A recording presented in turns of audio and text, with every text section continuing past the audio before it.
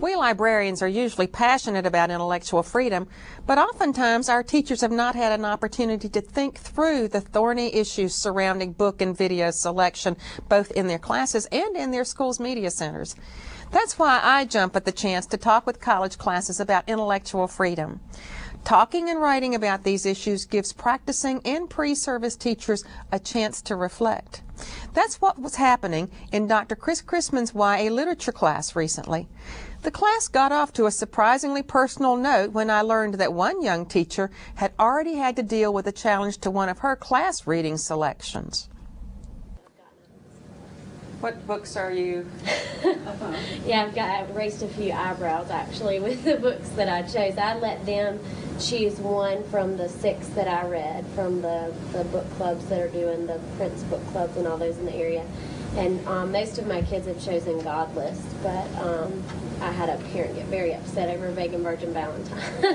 And so I've been working through that for the past week.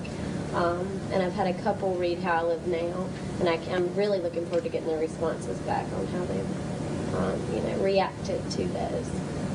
What was fascinating, I would be interested in what they say as well, because my understanding from Teresa Brantley, who works, who has a Prince Club in her Middle Creek High School, was that her students really could not identify with the young woman in How I Live Now.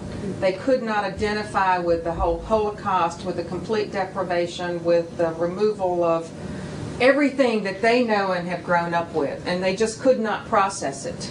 So it'll be interesting to see. I would love to find out. Yeah, I'm looking forward to getting their responses back, because they're talking a lot about Godless, because so many of them have read it, but I'm forward to seeing what they say about How I Live Now. And I was glad I got over that Vegan Virgin Valentine hurdle with that. Sounds like you handled it very well.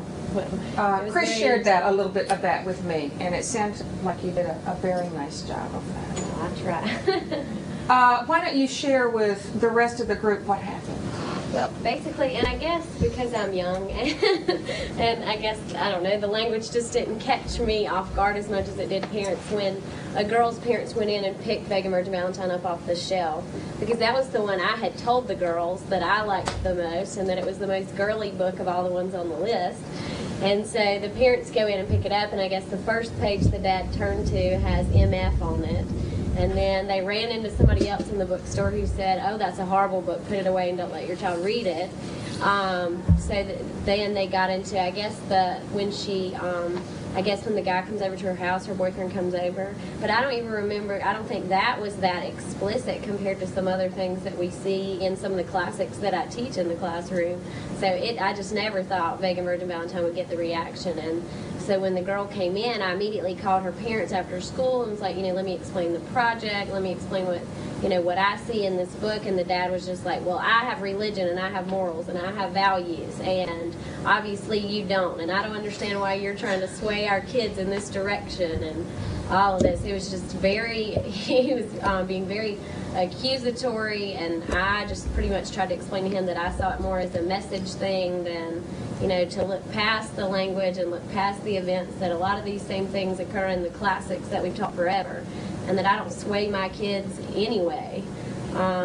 We look at both sides of all the issues anyway. And so he never backed down when he talked to me, but the girl came in the next day with Godless and said, "Oh yeah, he's calmed down and he sees it exactly what you're saying, that it's all about message." So that was a tough story to listen to, wasn't it? But it certainly gave the rest of the class an immediacy and relevance that it doesn't always have. Let's return and listen as the class thinks through these thorny intellectual freedom issues. Okay, why do people read? Why do people read? I mean, you don't have to read anymore, do you? You can watch TV, you can surf the web, and even though it requires that you read, it's different. Let's think about fiction particularly. Why do people read fiction? What's the reason? There are lots of reasons. Enjoyment. Enjoyment, okay. Information. Experience things that they might not be able to experience otherwise. That's interesting. Experience things that they might not be able to experience otherwise. let's think about Katie's situation. Do you think that possibly that's what these parents were concerned about more than anything else? For their daughter experience? Mm-hmm. Katie, what do you think? I think that, right off the bat, that's probably what the dad was thinking. I mean, because that was pretty much his whole argument, was that he teaches her to steer away from sex and, abstinence is what they're teaching and all of this. And he was like, and I can't believe that you would have them reading books where this is happening. And so I think maybe what he was seeing it as is something that would encourage her to want to go out and do that. And he made the point himself. He was like, I've been to the high school. I hear the language, and I know that these things go on, but I don't know why you want to overexpose them to these issues. So I think maybe he thought that it would encourage her to follow in the character's footsteps, I guess. Have you ever thought about this particular quote? I think it's fascinating whenever you think that Herbert Cole basically is saying that reading's not a problem for young people, for teenagers, unless we, as the adults in their lives, make it a problem. What do you suppose he's really saying here? I don't know, my question would be, is he talking about the issues in reading, or is he talking about the actual act of looking at letters and putting words together out of them? Because I have different responses to each of those. If it's an issue thing, I think adults make issues out of things that kids don't. And a lot of times I have a dilemma when I'm teaching a book that's particularly controversial. Do I mention the profanity? Do I just let it slide and see what happens? And sometimes I feel like I end up not mentioning it because I don't want to make something an issue that's not going to be one already. But I think that when it comes to the physical act of reading, there are some kids who, spending their whole life watching TV for storytelling, they don't know how to translate characters into something real inside of their heads. So I don't think that's the adults making the problem, unless you think about the adults in the entertainment industry that have advanced this direction. Do you suppose it might also possibly be the adults who managed the reading education process from the beginning, where perhaps there might have been more of a focus on process rather than on enjoyment? I think we push, from my viewpoint, teaching young children and special ed kids who have issues with reading, many of them anyway, that that people are ready to develop in their reading at different ages. And if we push them all to do it at 5, then we're taking a lot of the enjoyment out of it. And then they're going to hate it by the time they're 8 and run as fast as they can. And if we wait till people are ready, developmentally ready, and it's not the same age for everybody, then we're not going to, we run less of a chance of forcing them to hate it by pushing that process rather than waiting until they're ready to go through that, and then they can get the enjoyment. So this pushing and this readiness thing is pretty important, both as far as the process of reading is concerned and also the ideas of reading, right? Now let's think just a minute about this particular quote.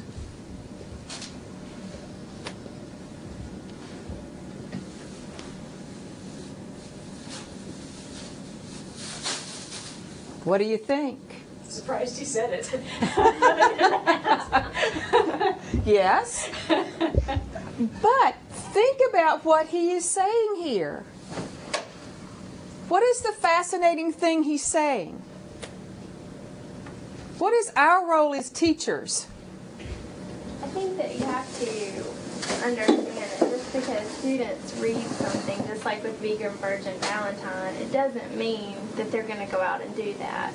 Hopefully, as teachers or parents, you've prepared your kids to read something like that, understand it, and know how to approach it. It's, I don't know, I really like that quote that you make students safe for ideas. They're going to get the ideas at some point. You have to teach them how to handle those things. Teach them to think rather than Right. what to think. Right. Ah, now that's a very nice quote. Teach them to think, not what to think.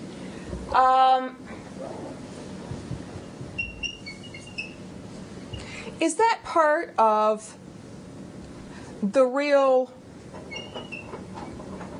what can we call this? It's almost the tension between parents and teachers. And that, similar to what Katie was saying, this tension that arises within a framework of kids growing up, because we as teachers are constantly pushing what? Ideas. How to think. Think for yourself. Begin to, make decisions for yourself. And what is the parental role in all this? As kids grow up, what's the role of parents oftentimes? And I mean, it's a role that we embrace. To protect.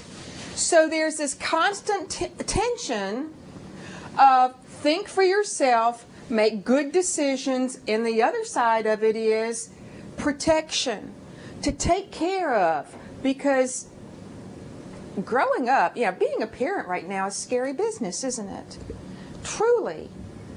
Because it's so difficult to watch our kids and to watch them make mistakes, and to know that the older they get, the less ability you have to protect them from those mistakes. And so you have this huge vested interest in making it easy for them to make the right decisions. And sometimes by doing that, we overprotect. That is, if you care about your children. Yeah. That's very true. That's very true. And I think that we have to, as we talk about this, assume every parent has his or her child's best interests at heart. I think that that has to be an assumption that we come from, because when we come from that assumption, then it affects every bit of interaction we have with kids and with parents, right? If we assume that the parent wants to do the best thing for his or her child, the right thing for his or her child, then we have to make that assumption. And we have to operate from that. Take a look, if you would please, at this guidelines for the reconsideration of instructional materials in the North Carolina Public Schools. First of all, let me ask you, how many of you have seen something similar to this? Flip back to the 3rd page, where the citizens' request for reconsideration of instructional resources.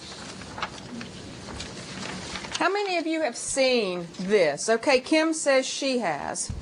Those of you who are teaching in the schools, okay, Katie has.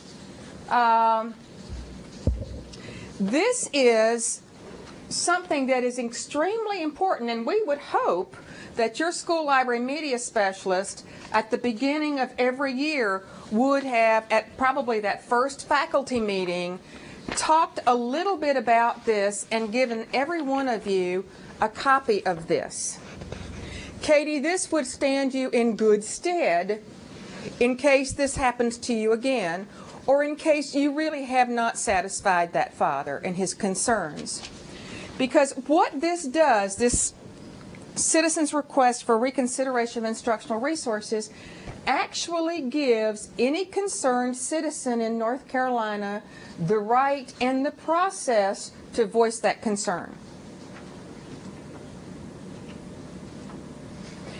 And one of the best things about this is oftentimes it takes Katie out of the middle of that really awkward discussion with a parent who is unhappy with the selection that she has made, or with the selection that his or her child has made. Because what it does is offer what we would call a cooling off period. Take a look at some of the things this reconsideration policy actually asks. read it carefully and tell me what you see in this reconsideration policy that it's important for you as an educator and as a parent to consider and be aware of.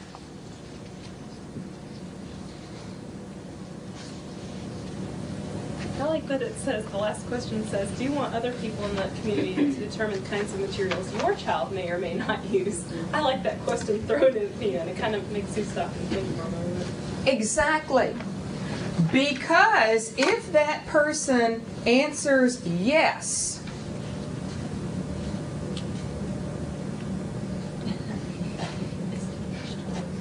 that's right. It is a catch-22, Katie. Exactly. Because in truth, what it's saying is you have a right to make decisions for your own child. But you don't really have a right to make a decision for everybody. And so when you ask that question, Melissa, hopefully you do stop and think about your answer and perhaps reconsider. Think about some other things. Take a look here and see if there anything else, if there are any other questions here that you think are important for not just your information, but for the person who's challenging that book to consider. Rhonda? I like, did you read, view, or listen to the entire item? Did you read, view, or listen to the entire item? Why is that important? Because you can easily take something out of context and change it around where it may not have that same meaning, but it's important to the story or the movie or whatever. Exactly. And this was pretty much what Katie was saying whenever she was talking to the parent who was very unhappy, was that you can't pull this out of context. You have to look at the whole story. You have to look at the value of the entire work, don't you? What else? The result. What would be the result of your student reading, viewing, or listening to this? Right. What are you afraid of? Because oftentimes it asks a parent or another adult to verbalize what really could happen, what they're afraid of. Because sometimes whenever you put your fears into words, what happens? It seems like it would look ridiculous written down, or yeah, like, you know, well, maybe I'm selling my child short. Maybe I'm selling myself short in all these years that I have had to be able to make a difference in this child's values, you know, character, and core of experiences. Are there any other things here that would make you, that you think are important to have on this?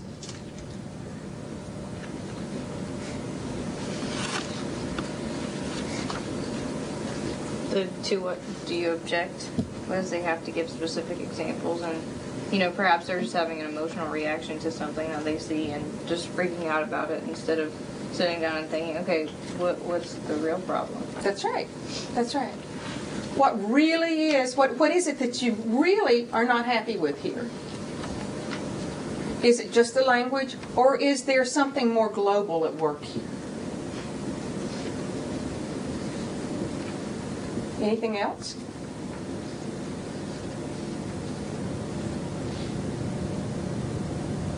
What the authorities have to say about it. You know, have you read any of the evaluations of the item? Right. Have you read any evaluations of this item? Now, you already had an orientation to evaluation services and the resources that are available for media coordinators, technology people, and you as classroom teachers to hear from the Department of Public Instruction that help you make those decisions and that actually will help you walk through the decision-making process. And there's all kinds, we call them in librarianship selection tools. And there's a whole raft of them. And essentially they're saying, well, now let's look at what the critics say about this. Are there any awards? For instance, in How I Live Now, that's the Prince Award for this year. That should carry some weight. There are national figures that say, this particular book is, warrants this award based on literary merit. The Newbery, the Caldecott, all those things. What are the reasons that you, as a teacher, might choose to teach this particular work? Anything else that sort of makes you raise your eyebrow, perhaps, or think,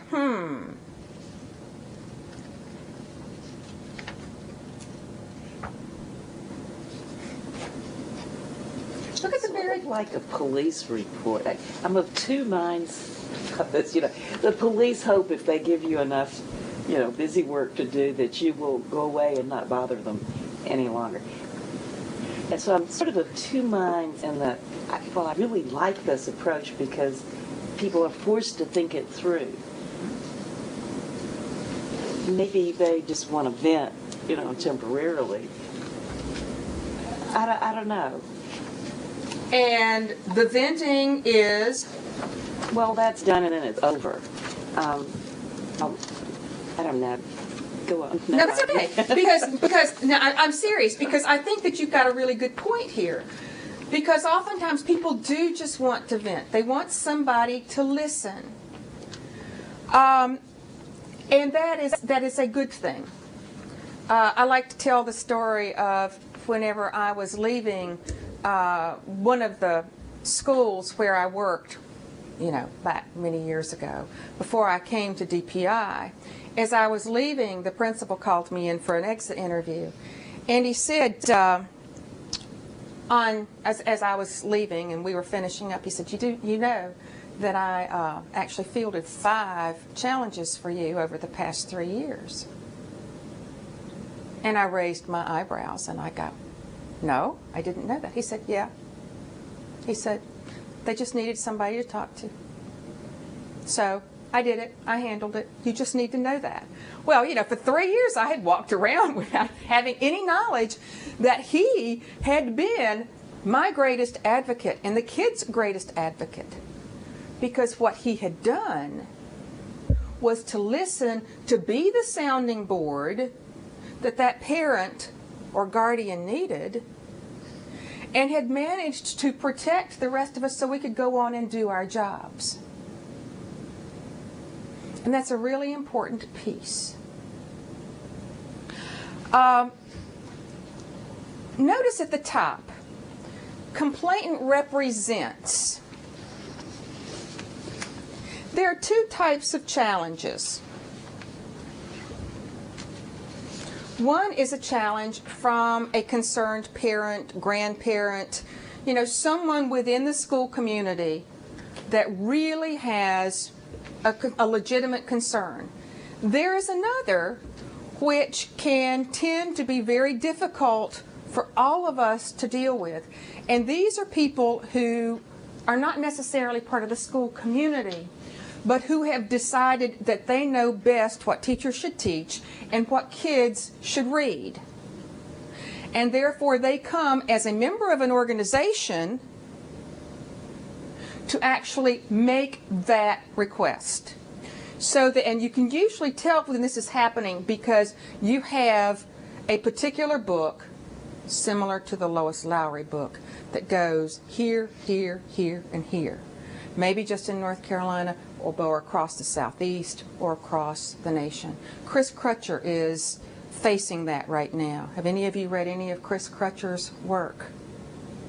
He's actually an adolescent psychologist who writes a lot of young adult fiction. And I would tell you that if you have an opportunity to pick up any of his work, you will be impressed. It tends to be a little soap opera-ish, quite honestly, because he can manage to get more issues into a single book. But he makes people very uncomfortable because he really does speak to kids. Some of them that he's written are Staying Fat for Sarah Burns, Football Dreams, Whale Talk. He has a lot of books. And right now, this is what is happening to him. You're seeing this all over the nation, that people are pulling his books to challenge. And that is one of those insidious things that scares many of us who really respect the challenge process and who respect a parent's right to make a challenge. You will notice here that Lois Lowry says in her quote that book banning is incredibly dangerous to a country. That the Nazis did it, Hitler did it, the Taliban do it. That this is sort of the first step in a slippery slope of losing rights within a nation. And so while I cannot tell you how important it is to me for you to listen to individuals who have real concerns, it's also incredibly important that we stand up and we think about what we are doing when we actually remove a book or suggest that a book be removed. Let me ask you, do you know the one group that makes more challenges than any other within a school?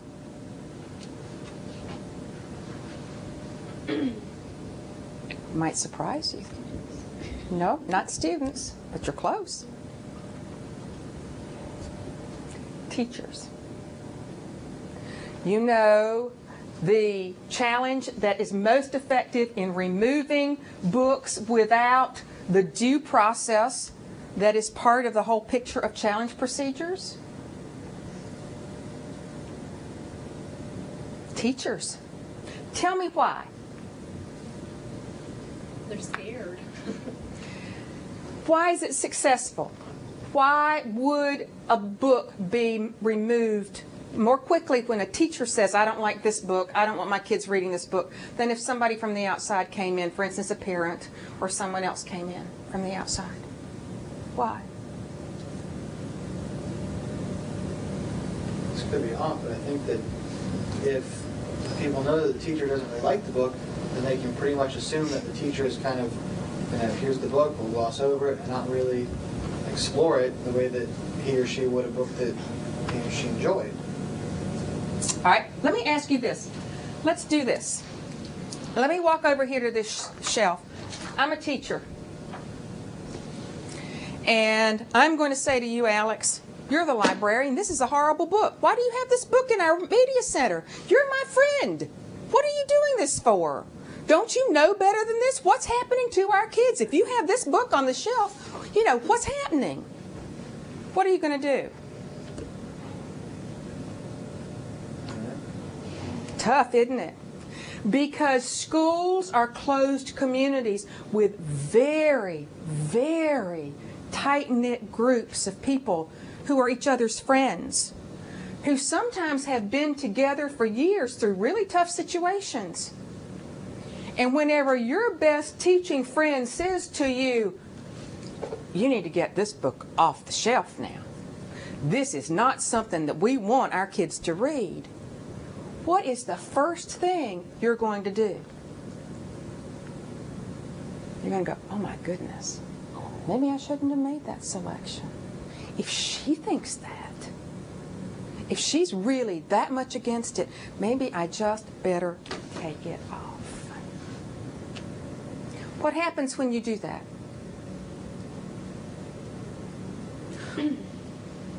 What is the process for a challenged book? Do you know what the process is? What happens if that teacher comes to challenge this book? What's the first thing a librarian does, or you as a classroom teacher or a principal should do? Tom? Next page. No, this is the building level. That's the first one. What you're doing, what that second page is if you don't like the building level response, then you can escalate it. But this first one that you see right here, this is the first thing that should happen. And I'll be honest with you, and I'm like Wilana and Katie, it helps to have a conversation, because sometimes a conversation is all you need. But if it's going to get out of control, if it's not going to work, then the first thing you do is that you ask that person to fill this out and get it back to you. Then what happens?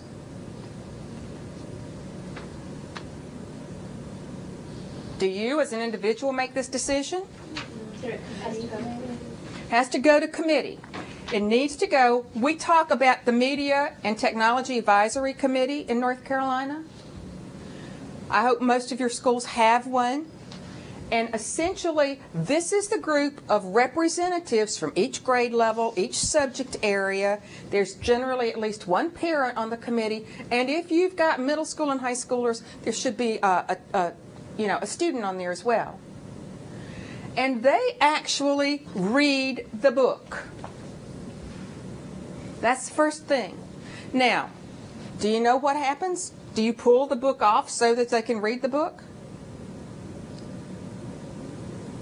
No. Why not, Joanne? Well, I think then you're making the decision for everyone before it's been decided. That's right. If you pull the book off so that everybody can read it, you've already done you've taken it off the shelf, haven't you?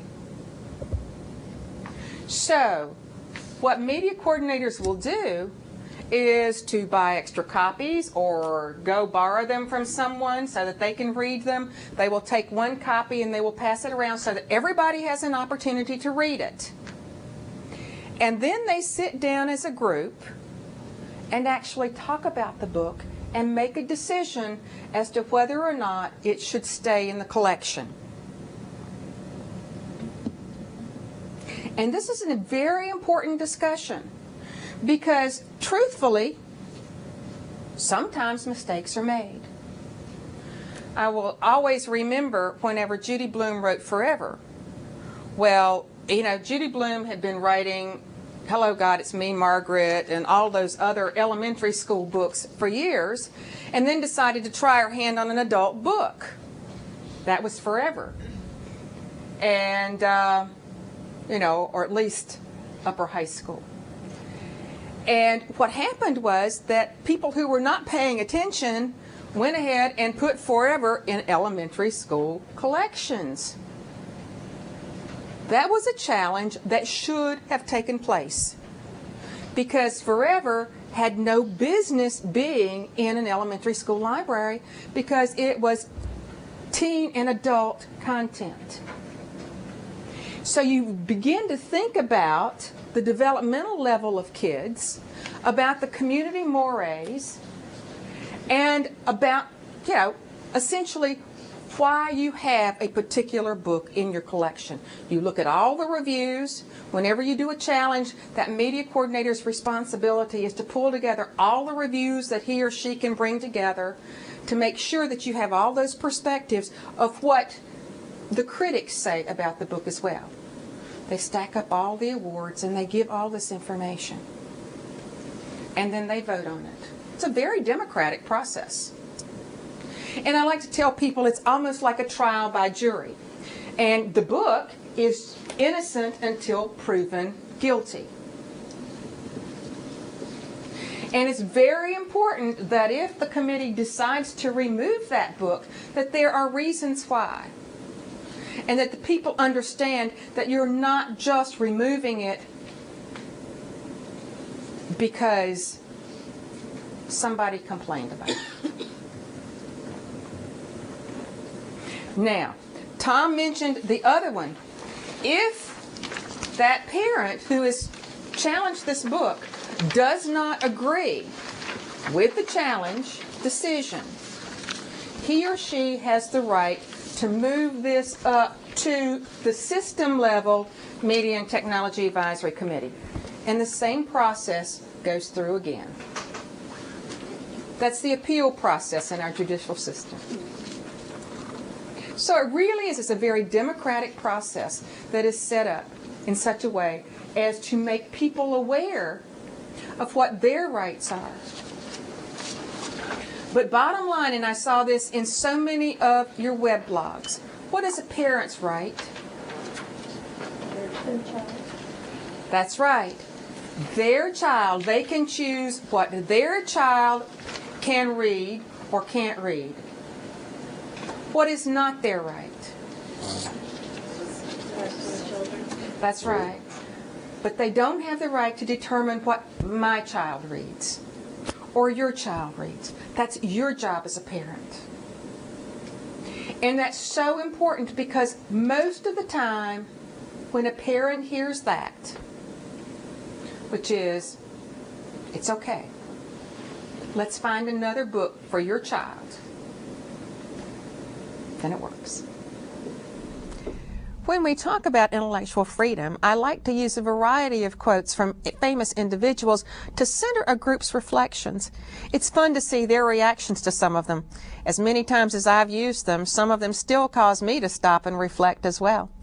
As we talk about these quotes in class, you can ponder them as well. You'll find them on the website under Program 5's materials labeled Intellectual Freedom. Okay, let's look at a couple of other quotes. This one is long. It's 2 screens. But let's take a look for just a minute. There's a peculiarly persistent Victorian affectation that there are some books that every child should know. This notion has its roots in the Renaissance, but it needs to have its branches pruned. Every child should know the world in which he lives as thoroughly as it lies in him to know it. This world includes traditional lore and characters, classic tales, and long-enduring, if not eternal, verities. It is well to assimilate a great deal of this intellectual background, but it is more urgent to learn the present world in which he is going to live. Think about that in relationship to the class that you've been taking this semester. What are you seeing in the books that you've been studying in this particular class? You're seeing the current issues, the current language, and the way things are now compared to what they were 50 to 100 years ago when those books were. Right? Exactly. You're seeing the current, you're seeing the contemporary, you're seeing the world as our students see it. But are we also seeing eternal verities? Those eternal truths that make up so much of our civilization? It doesn't have to be either or, does it? Because so much of what we see, and somebody mentioned that they're reading in this class some of the things that now are considered classics that were considered very cutting edge and difficult to have in a classroom, 20, 30 years ago. Probably we're going to see a lot of that, in the next 10 years.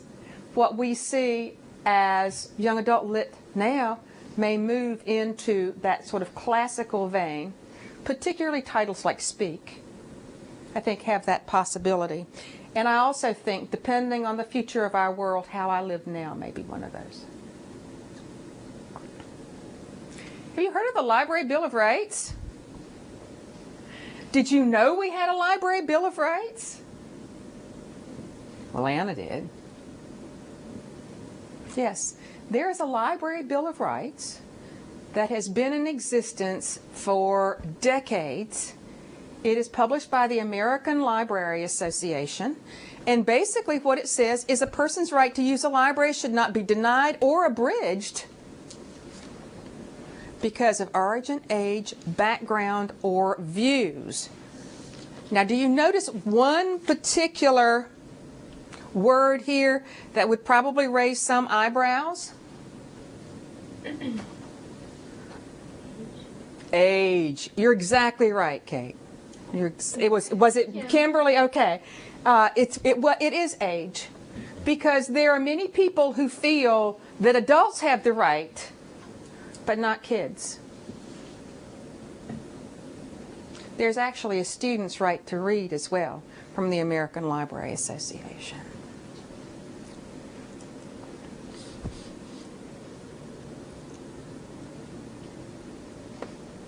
Good old Oscar Wilde. He knows what to say, doesn't he? He puts things so succinctly and so well. There's no such thing as a moral or immoral book. It's just the books are either written well or they're badly written. It's an interesting thought, isn't it? Think about context. Have you read any YA books that you just thought, really poorly written? And it is that context thing. Whenever you see things that are jarring, you remember Katie saying, maybe it's just my age, but I really didn't see that. I really didn't focus in on that. That is when you know that a book was incredibly well written, that probably it works in context, because it is not jarring as such. Now, part of that, I have to tell you, is part of our life experience. There are some things which will jar me that will not jar you. Remember the personal filters piece? But many times what you're seeing is which is causing the jarring is the fact that it is poorly written. And that sensationalism is being used for sensationalism's sake, profanity is being used for profanity's sake, all those things.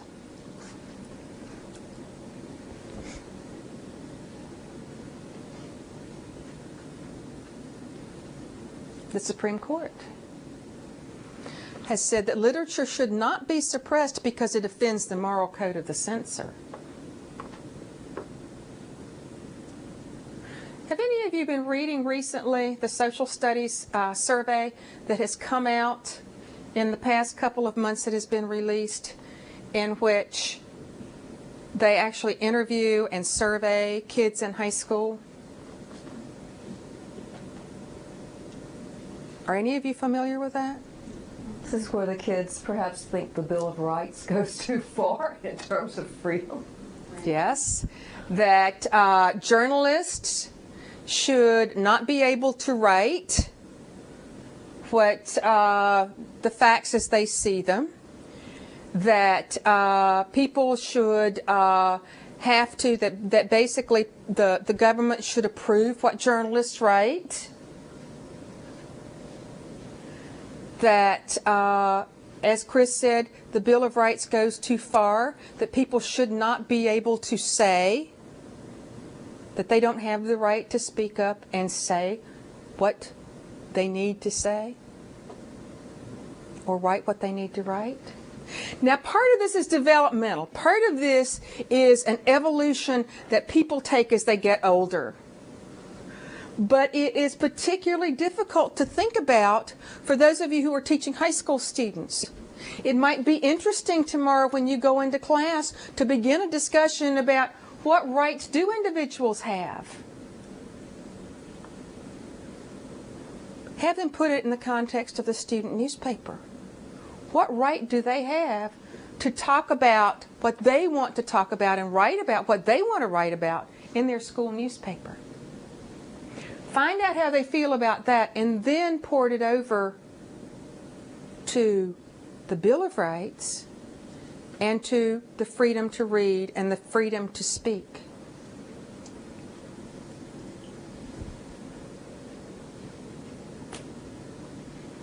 I really like this one, because for those of us who are really passionate intellectual freedom people, this is one of those stop short and really think about this. Because if you honestly believe that a book can't corrupt somebody, or a TV show, or a website, or any of those other things, then you don't believe that a book or a TV show or a website or anything like that can make a difference in a person's life either. And that's a really sobering thought, isn't it?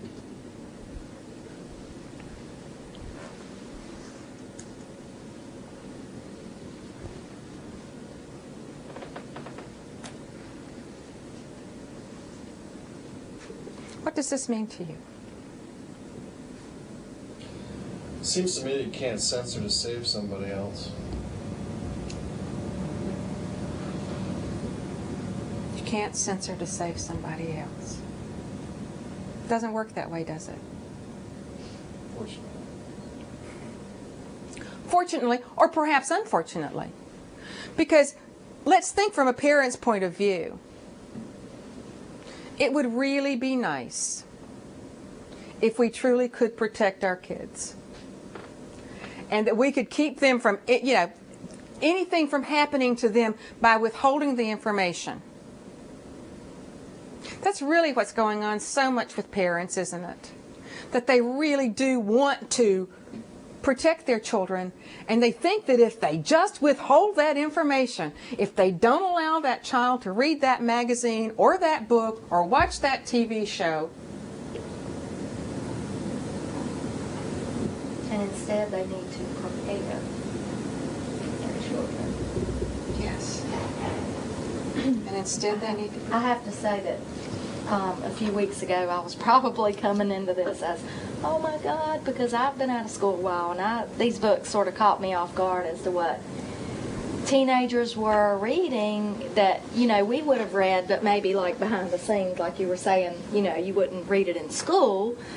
But, and then after reading like the articles from last week's thing, just hearing it all and just becoming more knowledgeable about it, I can definitely see where it's, and I think I read from even maybe someone else's response that, and from the response of the articles, that if you don't prepare your children for the world, then they, that's the best you can do, is just prepare them and help them make choices. That's right.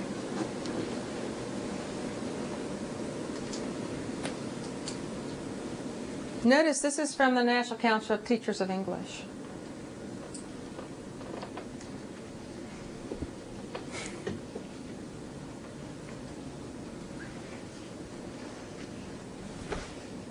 Just because you pretend nobody ever thought about those things doesn't mean that they go away.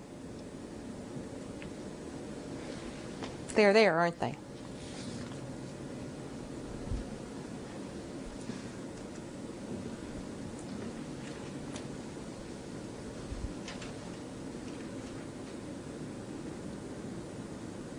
This is one of the things that I think is really important, that we as teachers understand that if we don't teach our kids how to think, if we don't teach them how to discuss ideas, how to look at various points of view,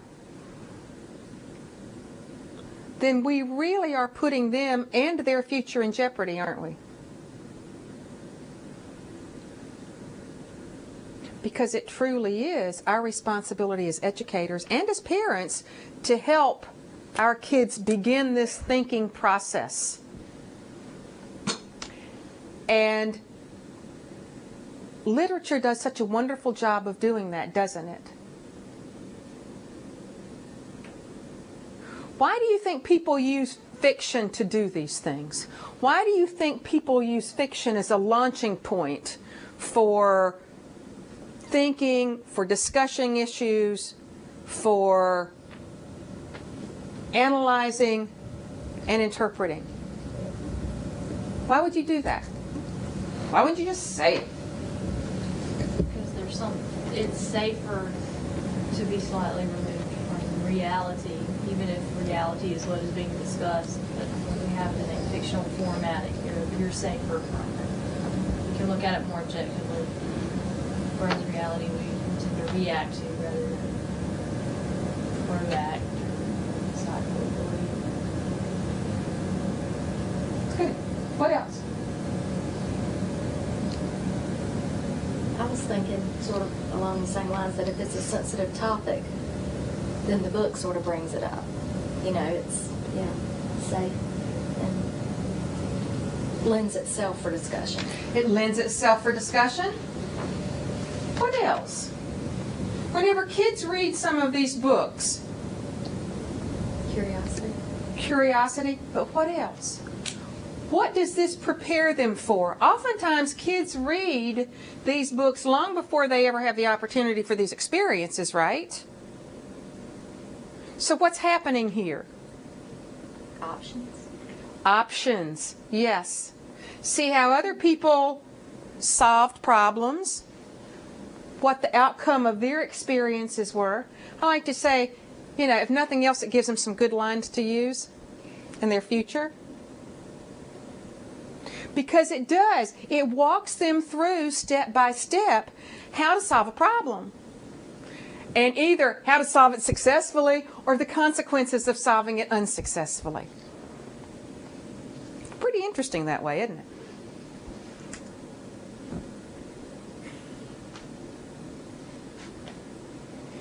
A dictatorship is good for writers. Censorship challenges them to make their points with even greater care and subtlety. That is the ultimate making lemonade, isn't it?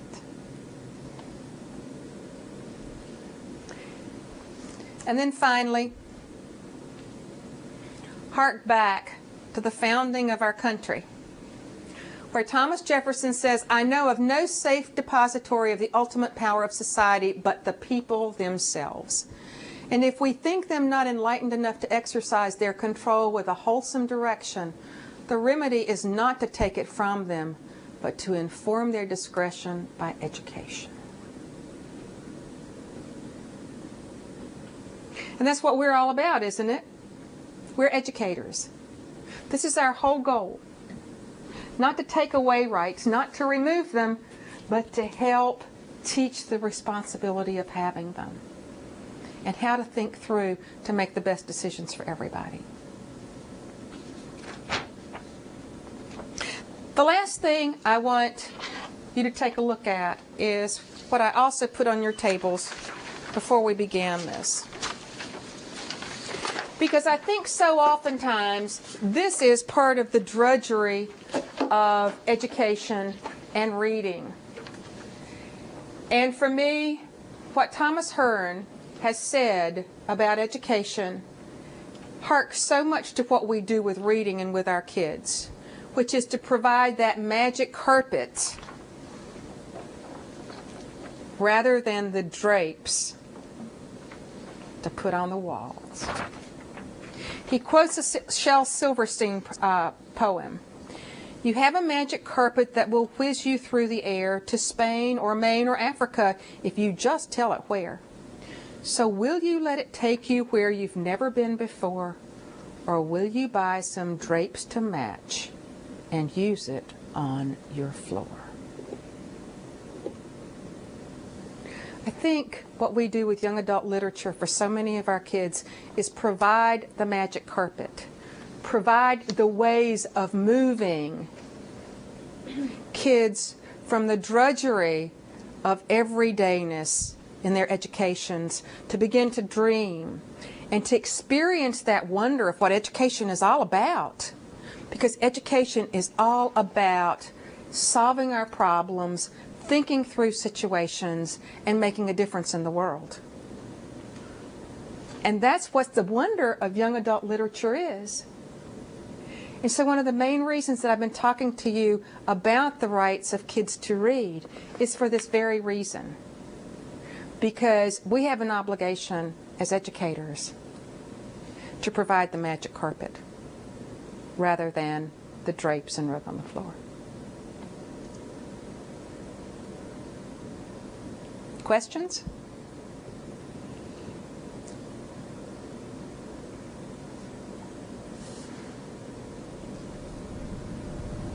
I have a quick one, Frances. You've spoken, and I always thought it was such a wonderful idea of involving parents. We have so many of our teachers here who are actually like doing online book clubs and having parents and adults join. And I think you've mentioned before that as a media coordinator, that you often involve parents in reading books and the selection process.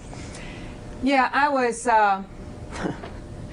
it was real interesting because in another life, whenever I was a school library media specialist, I was in a school that went from being a junior high to a middle school, which meant that we had sixth graders coming in to that school.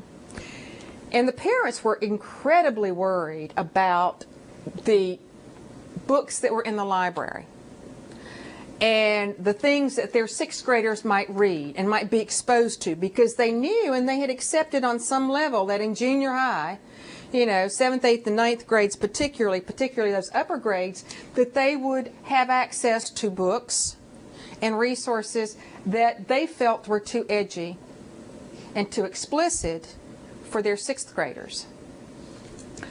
So I wanted to do my best to protect that collection and, as best I could for those older students, but also to help allay the fears of those parents, because they were very legitimate fears. And, they were coming from, these kids, they had anticipated were coming from this really safe, nurturing environment of elementary school, and all of a sudden they were going into this horrible, big, bad middle school. It's scary as a parent when they go into 6th grade. Oh, isn't it? Watch them walk into school. The 6th graders are little and they look young, and the 8th graders are huge and they look mean. And if that's not enough, you have all that other stuff to worry about. That's right.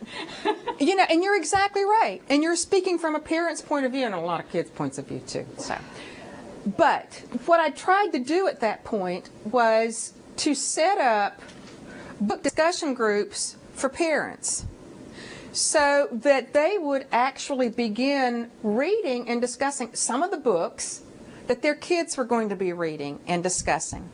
And I involved the guidance counselor, because I wasn't doing this by myself.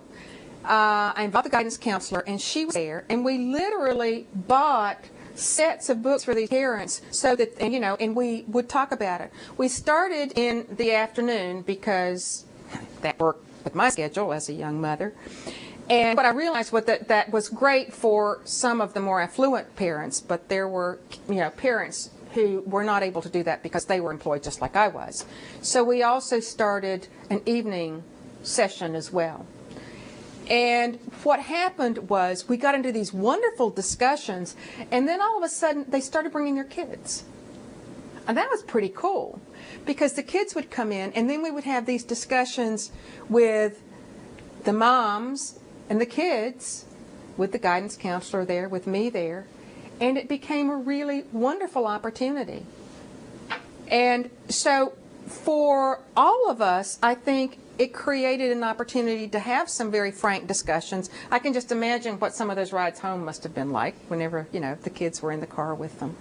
But it was a wonderful opportunity to begin having those conversations with parents, and letting them understand why books were written, for what reasons and why kids liked them.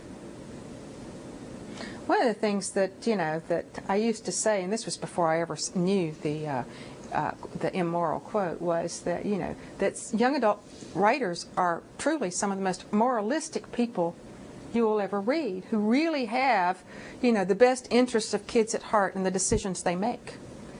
And if you read them from page 1 to the last page, you will see that they really do move in that direction to help kids make the best possible decisions.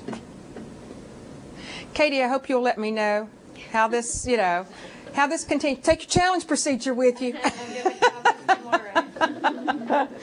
so that you have it. The best advice I can give you as you do this, Chris calls these bold choices. And oh, yes, they are. But I don't think you'll ever regret having made the choice, because it means so much to kids.